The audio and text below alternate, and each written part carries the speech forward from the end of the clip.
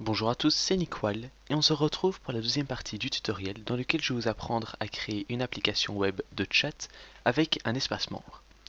Dans la première partie, nous avions fait en sorte que si l'utilisateur saisit une page qui n'existe pas, donc qui n'est pas dans le dossier page, et bien automatiquement on le redirige vers la page d'accueil, la page home.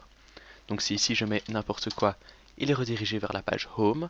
Par contre, si je mets soit home, soit sign in, eh bien, je suis redirigé vers la page respective. Donc, pour la page home, c'est home, et pour la page sign in, c'est la page se connecter. Alors, comme je vous l'avais montré sur mon schéma, nous avons donc, en plus du dossier page, un dossier functions et un dossier JS. Donc ici, je les avais créés avec vous, JS et functions, mais il faut que automatiquement la page soit incluse si jamais si jamais il y a besoin, donc si elle existe dans ce dossier. Pour ça, eh bien, nous allons réutiliser exactement la même condition qu'ici, sauf que on va scanner le dossier JS ou functions en fonction de ce qu'on veut récupérer, et donc on va voir si la page existe ou non. Si elle existe, on l'inclut, si elle n'existe pas, on ne l'inclut pas et on continue de se dire qu'on n'en a pas besoin. Donc ici, je vais commencer par les fonctions PHP. Donc, je vais d'abord créer ici un nouveau fichier que je vais appeler signin signin.func.php. Alors, le sign-in, eh bien, c'est le nom de la page. Donc ici, on a sign-in.php, du coup, je crée une page sign-in.func.php. Le func, c'est une convention que je me suis fixée. Donc ça, c'est vraiment mon choix. C'est pour vraiment différencier les pages des fonctions. Et puis PHP, c'est l'extension. Pour le JS, ce sera signin.func.js. Donc je l'enregistre et dans mon dossier functions, j'ai un fichier signin.func.php et il va juste contenir un die. Comme ça, si jamais il est bien inclus, oups, j'ai oublié de rajouter les balises PHP. Donc s'il est bien inclus, alors la page ne s'affichera pas et ça nous permettra de savoir qu'il est bien inclus.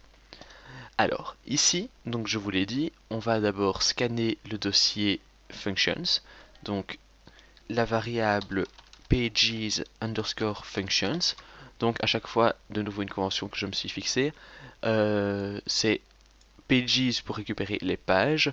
Donc là c'est les pages du dossier page, donc au lieu de mettre pages underscore pages, je mets pages tout court. Donc ici, vu que c'est le dossier functions que je veux scanner, eh bien je mets pages underscore functions pour scanner dire du dossier functions. Et pour JS, ce sera pages.js. Donc ici, je mets une condition, if in array, donc dans le tableau, c'est exactement la même chose qu'avant. Donc dans le tableau array, je cherche la page qui porte le nom page.func.php. Donc ici, c'est variable page, bien au singulier, faites très attention. Point de concaténation. Et ici, on rajoute le .func.php parce que comme avant, la variable page ne contient que le mot et puis après il faut lui rajouter l'extension. Et ça, j'aimerais le retrouver dans le tableau ici, le tableau pages functions. Donc je copie, je colle. Et si jamais ça existe bien dans le tableau, donc ça retourne 1, alors on l'inclut. Include. Et alors, j'inclus la page $page point de concaténation .func.php. Voilà, ici sur la page se connecter, j'ai une erreur, signin.func.php, c'est normal, c'est parce que ici il essaye d'inclure la page qui se trouve à la racine, donc au même niveau que la page index, alors qu'elle se trouve dans le dossier functions. Donc je rajoute juste devant functions pour le dossier, slash, et puis un point de concaténation. Et si j'actualise, nous n'avons rien parce que le die fait son effet. Donc ici, si je vais sur la page home, il n'y a pas de home.func.php, du coup il ne se passe rien. Ici, j'enlève le die qui n'était présent que pour le test, et j'ai donc pu inclure les fichiers qui se trouvent dans le dossier functions, si jamais on en a besoin. Donc hop, sur Home et sur Sign In, tout fonctionne bien. Maintenant, j'aimerais faire de même pour les fonctions JS. Donc pour ça, je vais également créer un fichier signin.func.js cette fois-ci. Voilà. Dedans, je vais mettre un alerte. Tout va bien. Voilà. Et si jamais donc il est bien inclus, on aura un message, donc une pop-up qui dira, enfin une boîte de dialogue qui dira tout va bien. Ici, à la fin de mon body, étant donné que je vais travailler en jQuery, je dois inclure jQuery. Donc, je vais le télécharger sur le site officiel du jQuery et je vais créer un nouveau fichier, hop, que je vais appeler jQuery.js. Ce sera le seul fichier JS qui ne contiendra pas de .func.js parce que ici, ce n'est pas une fonction relative à une page. Donc, je l'ai créé. Maintenant, je vais copier. Je vais juste ouvrir dans un nouvel onglet pour pouvoir copier-coller. Donc je sélectionne tout, je copie et je colle dans jQuery.js. J'enregistre et je n'ai plus besoin de toucher à cette page. Donc de retour sur ma page index.php, je commence par inclure ce script JS. Donc src c'est égal à js/jQuery.js. Et puis juste en dessous, j'ai une deuxième balise script qui, elle, doit contenir un src relatif à la page actuelle. Du coup, ce sera js slash, et puis ici du PHP, donc hop, on affiche la variable page, et puis après, .func.js. Maintenant, la variable page, enfin, il faut vérifier qu'il y a bien la page, enfin que la page existe bien. Donc pour ça, même condition qu'au-dessus, ça je vais le couper. Donc je mets du PHP, je crée à nouveau ma variable $pages_js dont je vous avais parlé juste avant, qui va être égale à la fonction scandir du dossier JS. Et puis je fais une condition, if in array, je cherche la variable page. Non, je ne sors pas des parenthèses. Point et puis point. Oh là là. Donc la variable page, point de concaténation, point func.js, et j'aimerais la retrouver dans le dossier page, donc qui se trouve dans la variable pages_js. Et c'est plutôt un tableau. Et maintenant, donc, vu que je veux à nouveau mettre du HTML, je dois fermer et réouvrir mes balises PHP, et je recolle mon script. Voilà. Si j'actualise, donc ça je n'en ai plus besoin, si j'actualise sur la page sign in, rien ne se passe, c'est que j'ai fait une erreur. Oui, ici, je n'ai pas mis le signe inférieur, mais j'ai mis le signe supérieur. Donc si j'actualise, tout va bien qui s'affiche.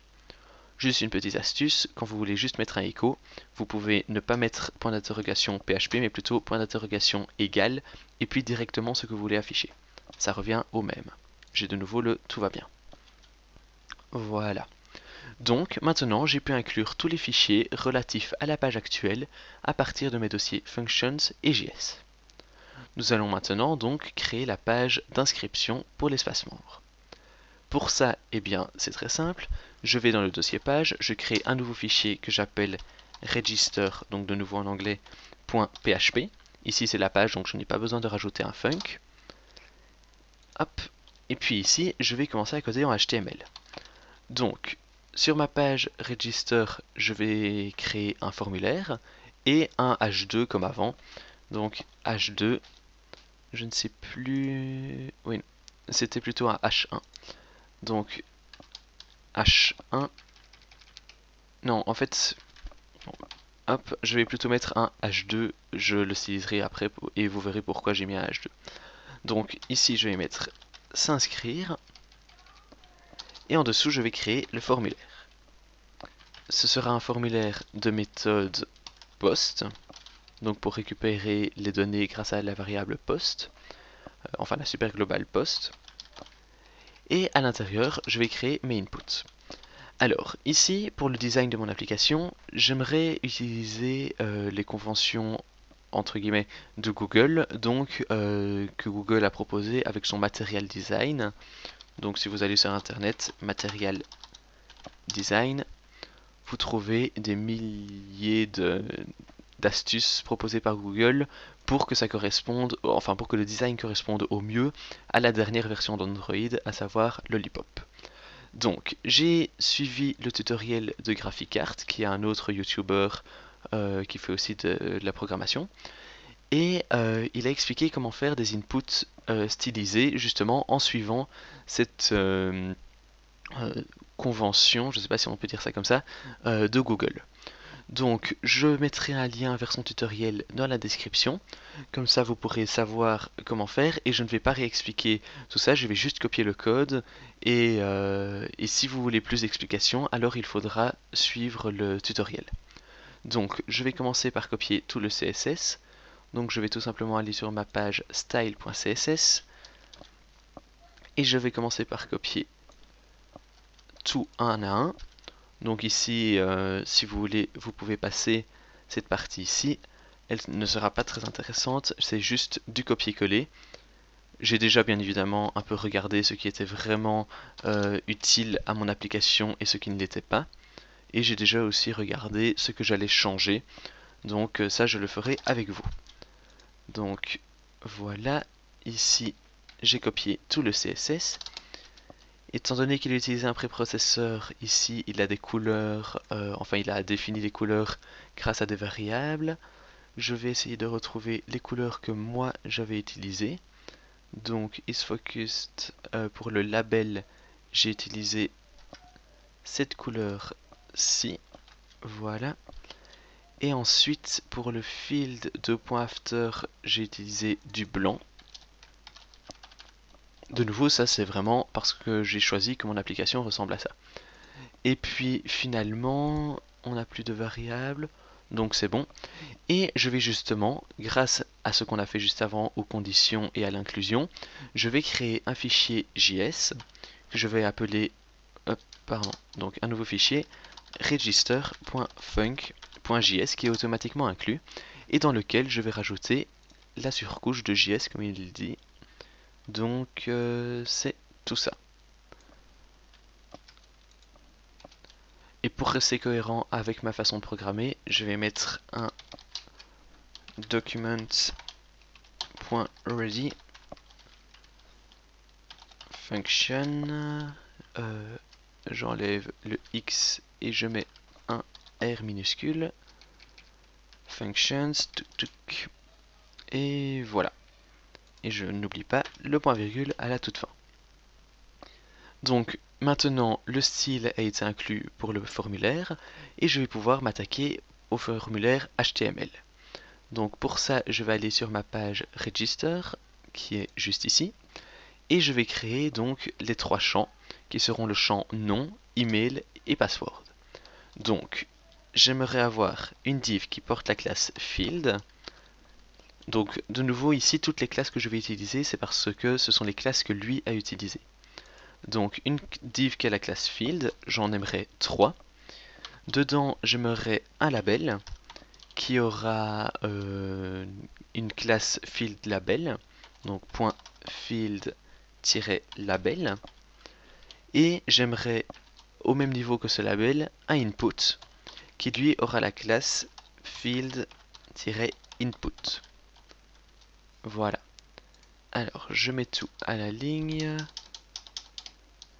Hop, voilà.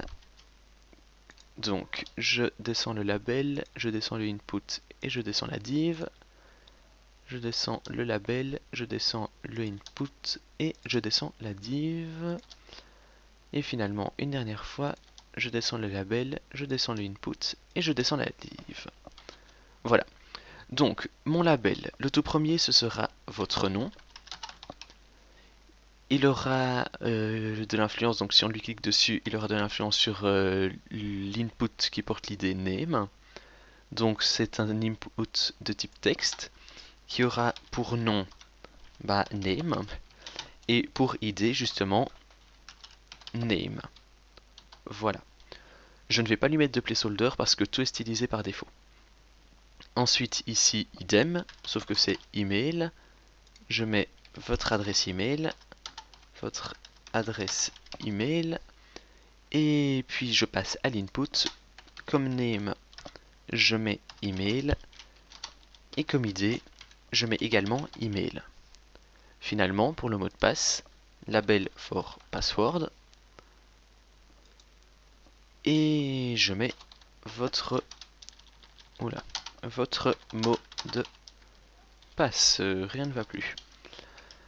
Voilà. Comme nom, je mets password.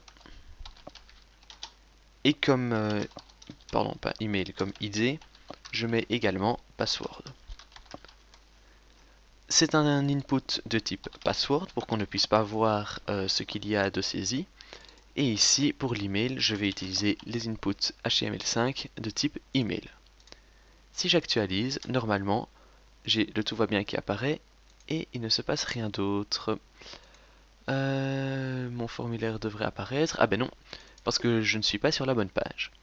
Donc, ici, je vais déjà supprimer l'alerte, bien qu'il ne doit plus être là. Pourquoi est-ce qu'il est toujours là? Ah mais c'est normal. Si je ne l'enlève pas au bon endroit, hop, voilà. Donc je n'ai plus l'alerte. Et je vais rapidement changer ici sur la top bar et rajouter donc, faire en sorte que le lien soit cliquable. Pardon. Donc ici, pour se connecter, c'est index.php, page égale sign in. Et pour s'inscrire, c'est index.php, page égale register. Voilà. Donc si j'actualise et que je clique sur s'inscrire, j'ai bien mon input, mais qui apparemment ne veut pas réagir. Je vais rapidement regarder ce que j'ai oublié. Register, est-ce qu'ils ont bien la classe field input? Oui. Est-ce qu'ici j'ai field label, field, tout m'a l'air bon. Ah bah oui. L'erreur ici, elle vient du fait que le fichier jQuery.js n'est pas dans le dossier JS. Donc pour ça, je vais le déplacer dans le dossier JS. Voilà. Et normalement, il s'est déplacé. Et donc, jQuery n'était pas bien importé. C'est de là que venait l'erreur. Donc si j'actualise, oui, j'ai rajouté un petit alerte OK pour vérifier. Et cette fois-ci, ça fonctionne. Donc si je clique, on a bien tout qui change. Si ce n'est que ma barre ne devient pas bleue, alors que c'était ce que j'avais envie. Faut croire que j'ai fait une faute de frappe quelque part. Donc ça c'est dans le style. Je vais copier cette couleur là. Et là où j'avais mis FFF, je change et je mets du bleu. Et elle devient bien bleue comme je le désirais. Voilà. Donc ici, je ne vous explique pas comment ça fonctionne. Si vous voulez le voir, enfin si vous voulez le savoir, allez voir son tutoriel, il est vraiment très bien expliqué. Donc, ici, j'ai créé mes champs. Maintenant, je vais aussi créer un bouton et oui, bah déjà un bouton que je vais styliser. Donc, je retourne sur ma page Register. Je crée soit un input de type submit, soit un button de type submit, pardon. Donc, je vais créer un bouton. Type, c'est submit. Et comme name, je vais rester très original et je vais mettre submit. Dedans, je vais mettre s'inscrire. Alors, ensuite, dans mon style, j'aimerais que le bouton soit stylisé. Donc, hop, ici, il apparaît de manière assez horrible, va-t-on dire. Donc, sur ma page style.css, je rajoute, enfin, j'appelle le bouton button. Voilà. J'aimerais lui mettre une bordure et une couleur de fond qui seront en bleu plus ou moins identique, voire identique au bleu de la top bar. Donc pour ça, je mets un background color qui est égal à la couleur que je copie rapidement. Hop, voilà. Donc cette couleur-là. Ensuite, je vais lui mettre une bordure de 2 pixels de la même couleur. Donc border 2 pixels solide de la même couleur avec le dièse juste avant. Voilà. J'aimerais aussi qu'ils prennent toute la largeur, donc je vais mettre un display block et je vais même rajouter un width de 100%. Si j'actualise, il prend bien toute la largeur. Je vais définir sa hauteur à 36 pixels, donc ce sont des valeurs que j'ai déjà testées. Height de 36 pixels, comme ça donne mieux. Ensuite, j'aimerais que la couleur du texte qui est à l'intérieur soit blanche, parce que ici en noir on ne voit rien. Color FFF. Après ça, je veux aussi un peu arrondir les coins. Donc si j'actualise, c'est bien blanc. Je vais arrondir les coins grâce au border-radius. Je vais le mettre à 2 pixels pour que ce soit assez léger mais quand même présent. Voilà, donc c'est tout léger mais ça rajoute un peu d'effet. Ici, quand je le survole, je remarque que je n'ai plus de curseur de clic, donc comme j'ai ici sur les liens par exemple. Donc pour ça, je rajoute tout simplement un curseur pointer, donc c'est un pointeur, sans le L juste après, voilà. Et quand je survole, eh bien j'ai bien mon curseur. Ensuite, le s'inscrire, il n'est pas très grand, donc je vais un peu l'agrandir en mettant un font size à 16 pixels. Et j'aimerais aussi écarter le bouton du haut de cet input, enfin j'aimerais l'écarter en haut de cet input. Bref, je n'ai pas été clair. J'aimerais le descendre parce que ici il est trop proche de l'input, du coup il faut que je rajoute une marge en haut. Et je vais aussi la rajouter en bas. Donc pour ça, je mets un margin, soit margin top de 5 pixels, soit un margin tout court, et je définis de 5 pixels en haut et en bas, et de 0 pixels pour le reste, à gauche et à droite donc. Et ici, il s'est un tout petit peu écarté. Et puis, pour éviter que quand je clique dessus, j'ai le bleu automatiquement généré par Google Chrome, donc je ne sais pas si vous voyez sur les bordures, et bien pour éviter ça, je rajoute un outline à known. Comme ça enlève tous les événements qu'aurait pu rajouter le navigateur. Et ici, quand je clique, rien ne se passe. Je vais aussi rajouter un effet de survol. Donc pour ça, je fais button .hover. Et j'aimerais juste définir le background à 0 et changer la couleur du texte. Comme ça, étant donné que j'ai défini une bordure de 2 pixels, eh bien on verra toujours la bordure autour. Et ça donne un effet que j'aime personnellement. Donc background non, même pas color, donc background known. Known, voilà, je vais y arriver. Et pour la couleur, c'est une couleur, c'est la même couleur qu'avant. Donc 34, 49 et 5E. Voilà. Je n'oublie pas le 2 points, sinon elle ne sera pas prise en compte. Et quand j'actualise, si je survole, eh bien la couleur change et le background disparaît. Donc on a fait un peu de style.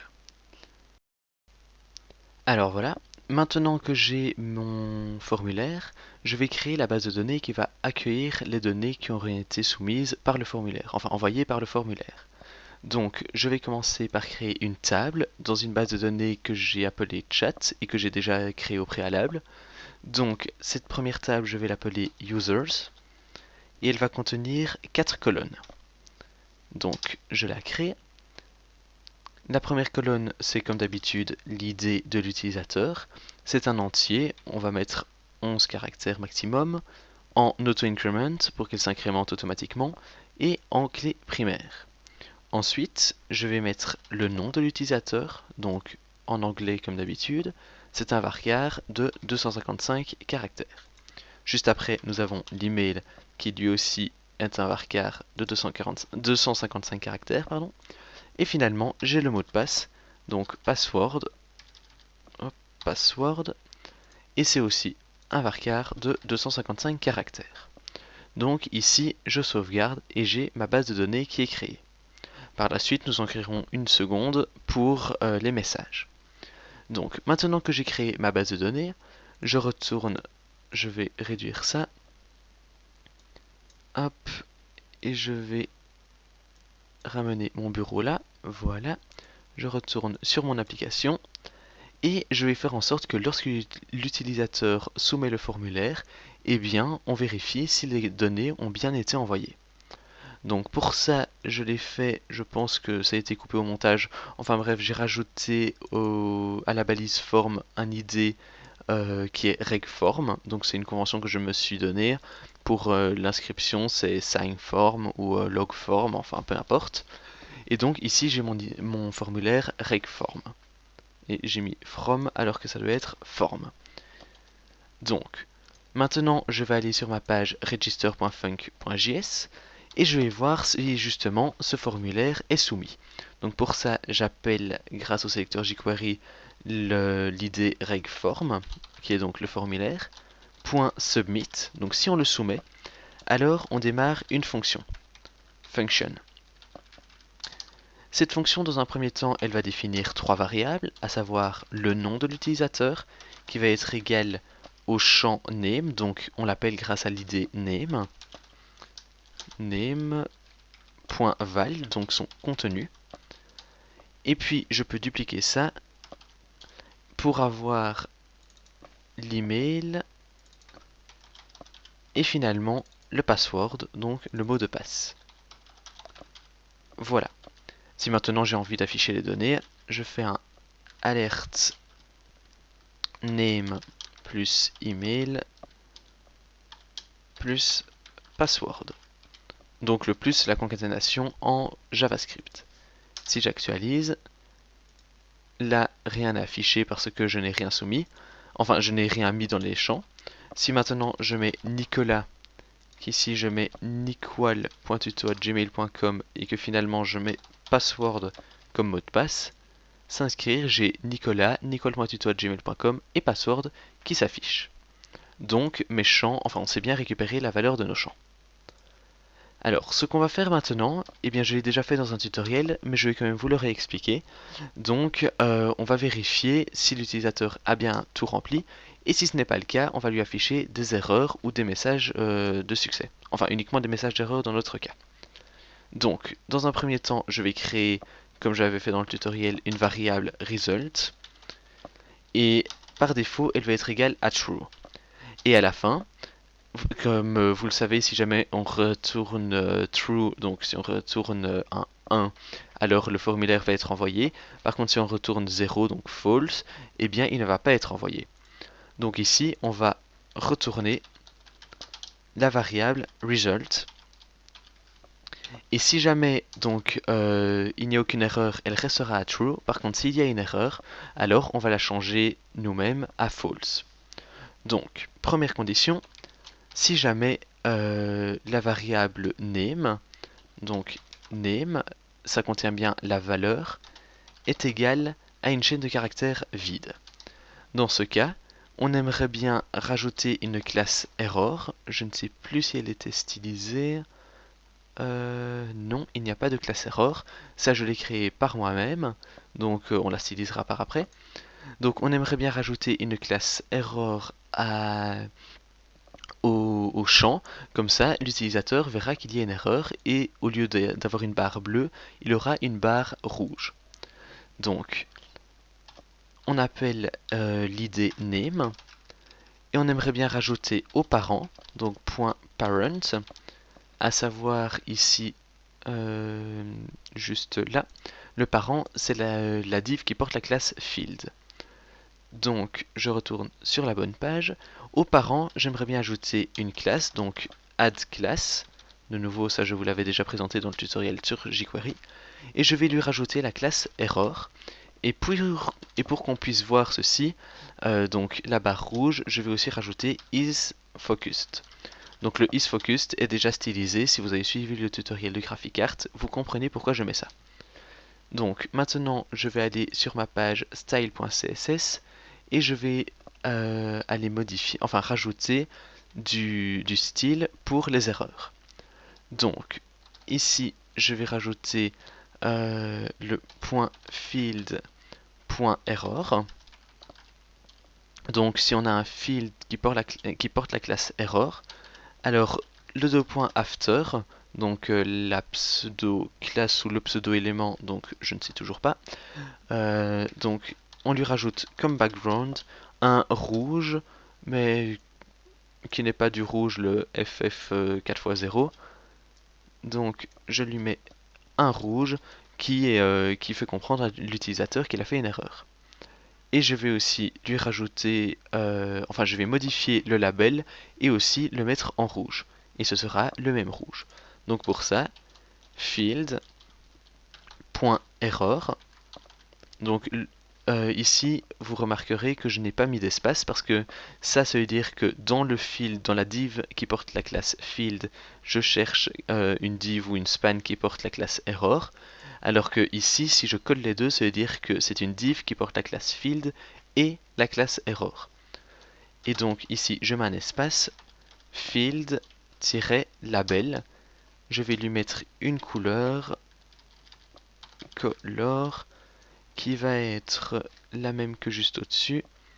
Donc, ah mince, attendez. Oui, non, pardon, la même que juste en dessous plutôt. Donc c'est du dièse E. Bien évidemment, je ne vois plus. 74 C3C. Donc 74 ou 74 C3C. Voilà. Donc si maintenant j'actualise ma page, je ne le remplis pas. J'ai ici, on voit le rouge qui commence à grandir et directement il disparaît. Pourquoi? Eh bien tout simplement parce que, comme je vous l'avais dit juste avant, il faut rajouter un return, enfin il faut que le return soit à false, donc qu'il ne retourne rien. Et pour ça, j'ai qu'à changer la variable result, et je lui dis, bah maintenant, vu qu'il y a une erreur, tu passes à false. Et donc le formulaire ne sera pas envoyé, et on aura notre champ qui passera au rouge. Voilà. Donc je vais copier cette condition 3 fois. Pourquoi 3 fois? Eh bien tout simplement parce que j'ai l'email et le mot de passe. Donc name, je le change en email. Et celui-ci, je le change en password. Et donc si je ne remplis rien, hop, oula, excusez-moi. Donc si je ne remplis rien, j'ai 3 erreurs. Maintenant, si l'utilisateur se met à écrire, donc il a remarqué qu'il a fait une erreur, du coup il rajoute quelque chose, ça reste toujours en rouge. Et du coup il a l'impression que, enfin il peut avoir l'impression qu'il a toujours une erreur, et donc il va chercher peut-être que mon mot de passe n'est pas bon, qu'il faut rajouter des lettres, des chiffres ou je ne sais quoi. Et donc on aimerait bien lui enlever cette couleur rouge, parce que sinon ben, c'est assez perturbant et on ne sait pas ce qui est bon et ce qui n'est pas bon. Donc pour ça, à l'extérieur du recform.submit, je vais rajouter, enfin je vais voir si l'utilisateur appuie sur une touche. Donc pour ça, j'appelle l'id name, donc c'est toujours mon input, et je vais voir s'il y a un key up. Attention, il n'y a pas de majuscule au up, si vous en rajoutez une, je pense que rien ne fonctionne. Donc si jamais il appuie sur une touche, j'enlève la virgule, on démarre une fonction, et cette fonction va contenir une condition. Alors, s'il appuie sur une touche, étant donné que la touche, ça peut aussi bien être une lettre, tout comme ça peut être... mince... Voilà. Donc ça peut être une lettre, tout comme ça peut être le backspace. Du coup, retour en arrière. Et donc ici, j'aimerais lui réajouter l'erreur, enfin lui remettre l'erreur si jamais il n'y a plus rien. Donc pour ça, je vais voir si la valeur est égale à nul, donc à vide, ou bien alors s'il y a quelque chose. Si elle est égale à vide, je lui réaffiche l'erreur. Si il y a quelque chose, j'enlève l'erreur. Pour ça, donc, la condition, si jamais la variable name, qui n'est pas définie, donc je ne peux pas l'utiliser telle quelle, ici, si jamais le sélecteur jQuery name.val est égal, je ne mets pas le point virgule, est égal à une chaîne de caractères vide, donc à rien, alors je lui remets l'erreur d'avant, que je peux d'ailleurs copier-coller. Hop. comme ça, et donc je lui réaffiche l'erreur. Par contre, si ce n'est pas le cas, alors je vais tout simplement enlever la classe erreur. Hop, ici, name.parent.remove class cette fois-ci. Et ici, on remove quelle classe? Eh bien la classe error. Voilà. Si j'actualise et que je soumets mon formulaire, j'ai donc une erreur, et quand je clique, la classe error disparaît. Si jamais j'efface ce que j'ai mis, elle revient. Et donc l'utilisateur sait si c'est bon ou pas. De nouveau, je vais copier-coller pour avoir ça pour l'email et le mot de passe. Donc vous voyez, c'est assez répétitif et donc assez simple. Je change le name en email. Et ici, je change le name en password. J'actualise. Et si jamais je ne remplis rien et que j'écris, toutes les erreurs disparaissent. Bien évidemment, si ici j'écris Nicolas sans lever et que je clique sur s'inscrire, ici je n'ai pas d'erreur, mais je n'en ai que là. Et de la même façon, si jamais je n'ai pas d'erreur, mais que je retourne, enfin que j'efface tout, alors là j'en crée une étant donné que le champ est vide. Donc voilà, notre formulaire est prêt à fonctionner et prêt à renvoyer des informations uniquement si tout est bien rempli. Et ici, si je mets Nicolas comme adresse email nicoal.tuto@gmail.com et comme mot de passe password, si je clique sur s'inscrire, le formulaire est envoyé et donc il se vide. Voilà. Ensuite, maintenant ce que nous allons faire, c'est de nouveau un peu de style. Ici vous pouvez constater qu'en dessous du s'inscrire, on a un très grand espace. Donc pour éviter d'avoir ce grand espace, eh bien, je vais tout simplement rajouter une classe au H2 donc, que j'ai changé en H2 alors qu'avant j'avais mis un H1, je ne sais pas si vous vous souvenez. Donc pour ça, je vais sur la page Register et je vais rajouter une classe Header. La classe Header va tout simplement me permettre de rajouter une ligne comme dans l'exemple en dessous du s'inscrire, et cette ligne prendra toute la longueur, enfin toute la largeur de la page. Donc, ce n'est pas ici qu'il faut que j'enregistre, c'est là. Donc, j'ai rajouté ma classe header, et en dessous de mon formulaire, je vais l'appeler header, et je vais lui mettre un display block pour qu'il prenne toute la largeur de la page, et une bordure